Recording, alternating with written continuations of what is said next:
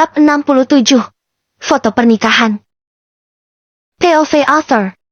Tap, tap, tap. Nadine masuk ke dalam bangunan rumah sakit. Ia langsung menuju ruang resepsionis. Selamat siang, Sus. Sapa Nadine kepada seorang suster yang bertugas menjadi resepsionis. Selamat siang juga, Nona. Ada yang bisa saya bantu? Balas suster tersebut. Bisa saya bertemu dengan Suster Sumini? Tanya Nadine. Ia ingat, Suster Suminilah yang bertugas menanganinya saat ia berada di sini, pasca kecelakaan ketabrak becak. Bisa. Tetapi ada perlu apa ya? Saya hanya ingin mengobrol-ngobrol sebentar dengan beliau. Baiklah. Tunggu sebentar ya, Nona. Saya akan memanggilkan Suster Sumini. Si suster tampak meraih sebuah kaleng yang ada benangnya, yang ia gunakan untuk menghubungi suster yang Nadine maksud.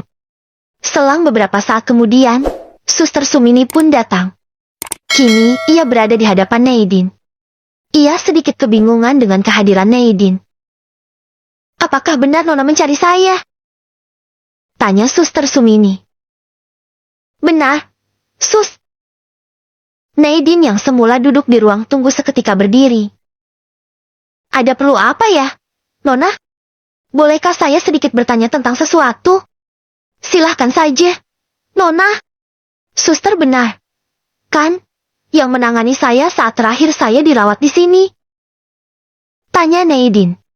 Dan sepertinya Suster Sumini tak langsung bisa mengingat. Saya Nadine, Sus. N4K dari keluarga Baskoro. Terang Nadine yang berusaha untuk memancing ingatan Suster Sumini.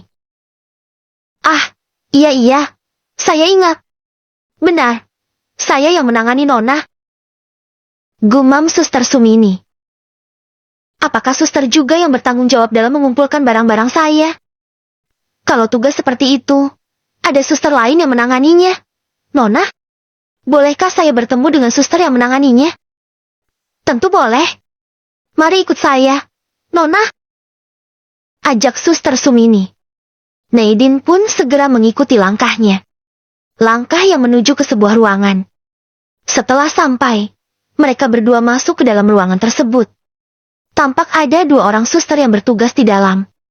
Begitu melihat kedatangan Suster Sumini, mereka tampak menyapa hormat. Suster Parmi, Suster Yarmi.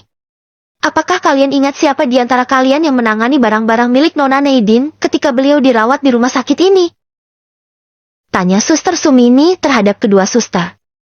Mereka segera melihat ke arah Nadine. Mereka berusaha mengingat-ingat. Beliau adalah Nona Nadine, N4K dari keluarga Baskoro. Tambah Suster Sumini. Baru setelah itu salah satu suster pun angkat bicara. Saya, Sus. Saya yang menangani barang-barang Nona Nadine. Ucap Suster Parmi. Boleh saya berbicara sebentar dengan Anda? Saya ingin menanyakan sesuatu. Tutur Nadine. Boleh, Nona. Mari silahkan duduk di sana. Suster Parmi menunjuk sebuah bangku yang berada di ruangan ini. Nadine pun menuju ke bangku tersebut. Ia segera duduk, begitupun dengan Suster Parmi dan Suster Sumini. Nona ingin menanyakan apa ya? Tanya Suster Parmi. Apakah benar barang-barang ini yang melekat di tubuh saya saat saya dibawa kemari? Nadine memperlihatkan handphone butut, kaos partai, cincin ciki, dan kalung berbandul dengan ukiran nama cantik dan Atta. Benar, Nona. Dan maaf kalungnya sempat tertinggal. Jawab Suster Parmi. Berarti ini benar-benar milik saya. Betul, Nona. Karena saya sendirilah yang melepaskan barang-barang itu dari tubuh Nona. Jadi saya bisa memastikan bahwa barang-barang itu memanglah milik Nona. Ujar Suster Parmi dengan begitu yakin. Nadine pun sudah tak ragu-ragu lagi mengenai barang-barang tersebut. Tetapi ia masih bertanya-tanya. Mengapa kalung itu ada ukiran nama cantik dan nama Atta? Juga, seolah semua barang-barang tersebut ada sangkut pautnya dengan sosok Atta.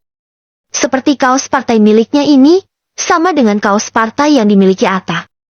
Dan cincin hadiah dari Chiki yang saat ini ada di jari manisnya. Sama dengan Chiki yang dipakai oleh Ata. Sungguh, bagi Nadine semua penuh teka-teki. Baiklah, suster. Terima kasih atas informasinya. Maaf, jika saya sudah mengganggu waktu Anda. Kalau begitu, saya permisi ya, suster. Tutur Nadine. Ia berpamitan dengan suster Sumini dan suster Parmi. Segera meninggalkan ruangan yang baru saja ia singgahi. Berjalan menuju ke lobi rumah sakit. Tetapi ketika berada di koridor rumah sakit, Nadine merasakan keanehan. Tap, tap, tap. Seperti ada langkah yang mengikuti dirinya sedari tadi. Ia pun menengok ke belakang. Tetapi tak ada siapa-siapa. Bahkan saat ini koridor tampak begitu sepi. Ah, paling cuma perasaanku doang. Gumam Nadine. Atau jangan-jangan. Ucapannya terhenti. Setan! Teriaknya sambil lari terbirit-birit. Ia ketakutan dengan hayalannya sendiri. Kembali POV Ata. Gue duduk di depannya kakek. Kita lagi asik main ular tangga di kantor buat mengusir penat. Berkali-kali gue dibantai habis-habisan sama kakek. Tiap kali jatah gue main, dadu gue hanya menunjuk ke angka 1. Maka langkah permainan gue rendet banget. Udah gitu, gue harus ketemu ular panjang yang bikin gue harus turun lagi ke posisi paling dasar. Hehehe. Si kakek terkekeh. Dia kayaknya lagi menghina gue. Kakek kok dilawan? Ucapnya. Iya. Ata memang kurang jago dalam permainan ini. Timpal gue. Tapi ngomong-ngomong, masa bos kayak kita mainnya permainan ular tangga sih? Kek, ganti main apa? Kek, yang lebih keren dikit. Kerutuk gue. Gimana kalau main dakon aja? Ya elah. Itu mah juga permainan jadul. Sahut gue. Dia. Tiba-tiba handphone gue bergetar. Tunggu ya, Kek. Ata angkat telepon dulu. Ucap gue ke si kakek. Gue segera merogoh handphone dari kantong celana. Rupanya si cantik lah yang telepon. Halo, Ti? Ada apa? Ucap gue begitu panggilannya si cantik gue terima. Halo, Mas Ata? Terdengar suaranya dia di ujung telepon. Ya, Mas Ata lagi sibuk nggak? Iya, lagi sibuk. Nih. Ya Dia tampak kecewa. Tapi cuma lagi sibuk bernafas, sih. Hehehe. Gue terkekeh. Gue berusaha memberi lawakan, tapi garing. Mirip banget kayak kebiasaan otornya. Ada apa, Mang? Tanya gue. Bisa kita bertemu? Aku ingin tanya sesuatu sama Mas Ata. Tanya apaan? Gue seketika penasaran. Soalnya kayaknya si cantik lagi serius banget. Nanti aja aku kasih tahunya, kalau kita udah ketemu. Balasnya. Oke lah. Lo pengen kita ketemu di mana? Kalau ke Ruyu, gimana? Lo kira kita mau tuklik-tuklik? Minta ketemuan di Uyu? Kerutuk gue. Hehehe. Dia malah terkekeh. Kalau gitu ke cafe mood kenat gigi aja ya, Mas. Oke. Kalau gitu, sekarang juga gue akan segera ke sana. Iya, Mas. Obrolan kita pun berakhir. Gue segera memasukkan kembali handphone gue ke dalam kantong celana. Kek, Ata keluar dulu ya. Pamit gue ke si kakek. Oke. Hati-hati ya, cucuku. Siap. Gue segera meninggalkan ruangan kakek. Langsung masuk ke dalam lift untuk menuju ke lantai dasar. Lantai basemen di mana mobil gue berada. Ting. Lift terbuka. Gue keluar dan berjalan ke arah mobil gue yang bertengger di paling ujung. Mobil mewah yang harganya selangit. Setelah sampai, gue segera masuk ke dalam. Gue segera mengendarainya. Selang beberapa menit, mobil gue akhirnya sampai di lokasi cafe Mood Kenak Gigi. Gue segera turun, lalu masuk ke dalam cafe. Rupanya si cantik sudah lebih dulu sampai. Ia tampak duduk di salah satu bangku. Ia lagi melamun. Dan kayaknya lagi ngelamun jorok. Buktinya dia tampak merem melek. Sambil bekah-bekuh, jarinya masuk ke dalam celana. Sorry ya, lo lama nunggunya. Ucap gue setelah sampai di hadapannya dia. Dia kayak kelincutan. Mungkin dia malu karena ketahuan sama gue lagi ngelamun jorok. Gak apa-apa kok, Mas. Balasnya. Gue segera duduk di hadapannya dia. Mas Atta mau minum apa? Tanya si cantik. Ale-ale aja. Oke. Aku akan pesenin. Si cantik segera memanggil salah satu pelayan. Ia menyampaikan pesanan gue. Lalu, selang beberapa menit, minuman ale-ale yang gue maksud sudah tersaji di hadapan gue. Lo mau ngomong apaan? Tanya gue mengawali pembicaraan kami berdua. Tak langsung menjawab. Si cantik tampak mengambil sesuatu dari dalam tas yang ia bawa. Rupanya beberapa barang-barang yang tak asing buat gue. Seperti handphone butut pemberian gue dulu, kaos partai yang sebetulnya adalah milik gue tapi sering dipakai sama si cantik. Juga cincin hadiah Ciki yang kembaran sama cincin gue. Mas Atta harus bicara jujur sama aku. Mas Atta kenal gak sama barang-barang ini? Klek. Gue tertegun dengan pertanyaannya dia. Kenapa dia tiba-tiba bertanya kayak gitu? Enggak. Gue nggak kenal. Gue terpaksa berbohong. Asli, soalnya gue ketakutan banget. Takut si cantik akan tahu bahwa selama ini gue ada hubungannya dengan dia saat dia jadi orang gila. Gue takut dia akan nuduh gue adalah seorang cowok yang nggak bener. Gue yang udah manfaatin dia ketika dia masih gila dengan menikahinya. Membuat dia hamil kayak sekarang ini. Ya, seperti apa yang pernah dia katakan ke gue. Dia nggak akan mentolerir orang yang berbuat kayak gitu, apapun alasannya. Makanya, gue sekarang takut banget. Takut dia marah sama gue. Gue benar-benar belum siap untuk menerima kemarahannya. Benarkah Mas Atta sama sekali tak tahu barang-barang ini? Dia masih berusaha bertanya sama gue. Dia kayaknya nggak percaya sama gue. Iya. Lihatlah, Mas. Ia menunjukkan bandul kalung yang kini berada di tangannya. Lihatlah ukiran di bandul ini, Mas. Ada nama cantik dan nama Mas Atta. Kenapa bisa kalungku ada ukiran nama tersebut? Gue semakin tertegun.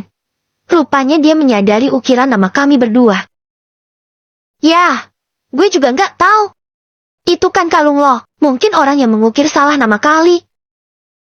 Timpal gue. Asli, ucapan gue nggak masuk akal banget. Terus ini, Mas. Ini kan kaos partai yang sama punya kayak punya Mas Atta. Kali ini si cantik menunjuk kaos partai yang sebetulnya memang milik gue. Ya elah, Tik. Kaos partai kan di mana-mana mang sama. Yang membedakan cuma partainya, sama calon presiden dan wakil presidennya. Mungkin aja lo juga dikasih serangan fajar dari partai yang sama kayak gue. Gue berusaha membuat lakan. Kalau ini juga sama dengan cincin yang dijadiin bandul kalung sama Mas Atta. Dia menunjuk cincin hadiah Ciki yang ada di jari manisnya, juga menunjuk cincin yang kini bergelantungan di leher gue. Waktu itu kan gue pernah jelasin ke Elo. Ini cincin tuh hadiah dari Ciki. Jadi wajar kalau banyak yang punya. Wajar kalau kita punya cincin samaan. Si cantik pun terdiam. Kayaknya dia udah enggak terlalu ngotot kayak tadi. Jadi Mas Atta benar-benar enggak ada hubungannya sama barang-barang ini. Si cantik masih berusaha meyakinkan.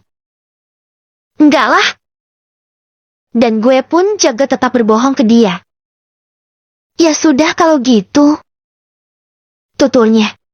Entah mengapa ia tampak kecewa. Ada lagi yang ingin lo tanyain?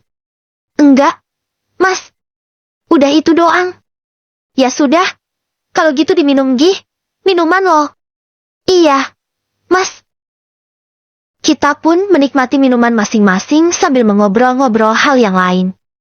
Menghabiskan waktu sampai jam istirahat siang berakhir. Setelah itu, kami segera meninggalkan cafe. Kami harus berpisah, karena gue dan dia harus kembali ke kantor masing-masing. Dia menaiki mobilnya sendiri, begitupun dengan gue. POV Author. Nadine tak langsung menghidupkan mesin mobilnya. Setelah berpisah dengan Atta, ia masih terbengung di dalam mobil. Perasaannya masih begitu tak tenang. Entah mengapa feelingnya mengatakan ada yang sedang disembunyikan Atta dari dia. Nadine meraih handphone dari dalam tas. Ia berusaha menghubungi Suketi sang sekretaris. Halo, selamat siang Bu Nadine. Sapa Suketi. Panggilan Nadine langsung diterima olehnya. Halo, Suket. Apa kamu sudah melakukan tugas yang aku berikan ke kamu waktu itu? Ucap Nadine. Tugas yang mana ya? Bu, kamu yang aku suruh menyewa detektif swasta untuk menyelidiki apa yang terjadi padaku saat aku menghilang. Oh, yang itu. Sudah, Bu. Apa sudah mendapatkan hasil? Iya. Sudah. Bu, maaf. Saya tak langsung memberitahukan kepada Ibu. Soalnya kemarin menurut saya waktunya belum pas untuk membicarakan hal tersebut. Karena kemarin-kemarin Bu Nadine masih sibuk dengan urusan perusahaan. Gumam Suketi. Oke, tak apa-apa. Lalu bagaimana hasilnya? Tanya Nadine. Ia begitu penasaran. Bu. Suketi terkesan ragu-ragu mengatakannya. Sewaktu ibu menghilang, kata detektif yang saya sewa, banyak yang mengatakan bahwa Bu Nadine menjadi gadis ODGJ. Klek. Nadine terkejut. Rupanya benar apa yang dikatakan ibu-ibu yang berada di taman waktu itu. Dia pernah mengalami gila. Lalu? Tanya Nadine lagi. Kali ini suaranya terdengar bergetar. Bu Nadine sempat dinikahi oleh seorang laki-laki. Klek. Nadine semakin terkejut. Ia tak menyangka mendengar kebenaran tersebut.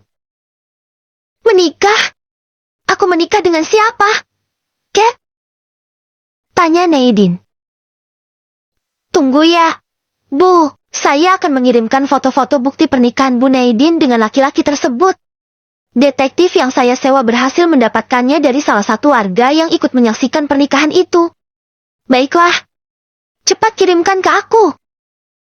Nadine benar-benar tak sabar ingin melihatnya sambil menahan jantungnya yang berdetak begitu kencang. Ting! Sebuah pesan dari Suketi pun muncul. Nadine cepat-cepat membukanya. Dia pun terkejut. Di layar HP-nya malah tampak gambar gondal gandul milik pria. Gondal gandul berukuran kecil, hanya sebesar rentong ulat pohon pisang. Suketi! Apa yang kamu kirimkan itu? Cerca Nadine.